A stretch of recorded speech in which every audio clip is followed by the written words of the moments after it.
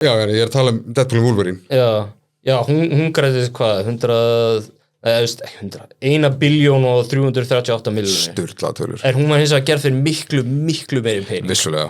Alveg 5-faldri Deadpool 2. Já, hún Þetta kastið í þessari mynd gjössamlega galið. Það rosalega stórt Þetta alveg sko, já, þú finnur alveg svo þrepun. Fyrsta myndin 58 milljónir.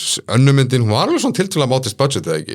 Þó hún sé með stærra scope. Deadpool og Wolverine, þú ert bara komin í $200 million MCU mynd. Já, Hún 533 milljónir, já. Ok. með markasetningu kostnaði þá Já, með markasetningu. En ef þú ert ekki með þá var það í kringum eitthvað 400 og eitthvað. Samt sem það. Fucking En þetta tala líka Deadpool það í myndinni, þegar Chris Evans deyr að hann svo veistu hvað hann var að gera við budgetið þetta maður? Hann kostar alltaf mikið. Það ógeðslega gott.